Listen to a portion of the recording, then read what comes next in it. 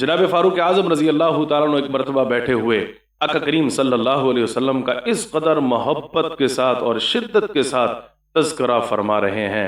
और यूं अल्फाज कह रहे हैं, या सल्लम, अगर एक तना आपकी जुदाई में रो सकता है तो उम्मत को तो ज्यादा हक हासिल है इस बात का कि वो आपकी जुदाई में रोए। या सल्लम, आपका अल्लाह रब्बुल इज़्ज़त ने मकाम और मर्तबा इस कदर बुलंद फरमाया है कि आपकी इताअत को अल्लाह ताला ने अपनी इताअत करार दिया है। और कुरान मजीद में यूं इरशाद फरमाया है, मन युतिअर रसूल, जो रसूल की इताअत करेगा फ़क़द अता अल्लाह, उसने अल्लाह की इताअत की। या सल्लम, आपका मकाम और मर्तबा हक़ तआला शानुहु ने इस कदर बुलंद फरमाया है कि अहद मीसाक वाली आयत में या उनसे नबुव्वत की तकमील के मराहिल को तय करने के बारे में अहद लिया था। उस आयत में भी ए महबूब जनाब मोहम्मद रसूलुल्लाह सल्लल्लाहु अलैहि वसल्लम का जिक्र सबसे पहले किया है और यूं इरशाद फरमाया है, वइज़ अख़ज़ना मिनन नबिय्यीन मीसाक़हुम व मिनका व मिन नूह व इब्राहीम व मूसा व ईसा इब्न मरियम। गोया या सल्लम, आपका मकाम और मर्तबा हक़ तआला शानुहु ने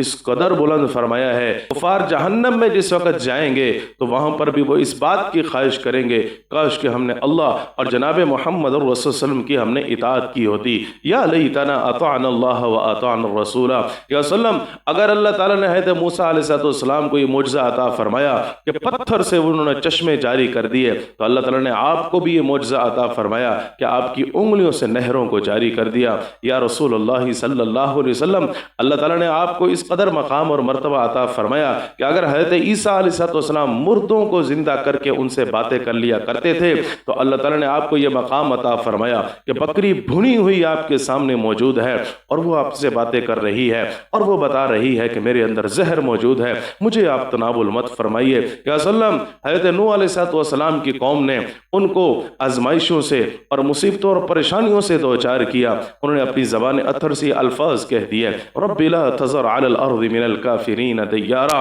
कि या इलाहल आलमीन, इन काफिरों में से किसी को मत छोड़िएगा। लेकिन आप अलैहिस्सलाम को, या सल्लम, आपको किस कदर तकलीफों से दो चार होना पड़ा, लेकिन आपने फिर भी ये बात जिक्र फरमाई, अल्लाहुम्मा फ़िर लिक़ौमी, कि अल्लाह मेरी कौम की बख्शिश फरमा दे, फ़इन्नहुम ला यअलमून, वो जानती नहीं है। सल्लम, आपने हमारे ऊपर यह एहसान किया कि आपने उम्मत की औरतों से निकाह किया, आपने हमारे साथ बैठकर खाना खाया, आप खाना खाते थे और उसके बाद उंगलियों को भी चाट लिया करते थे। या सल्लम, आपका मकाम तो इससे भी बुलंद है, आपकी अजमत तो इससे भी बुलंद है, आपकी रिफत और उलूवियत के चर्चे तो दुनिया के कोने कोने में हत्ता के आखिरत में भी मौजूद होंगे।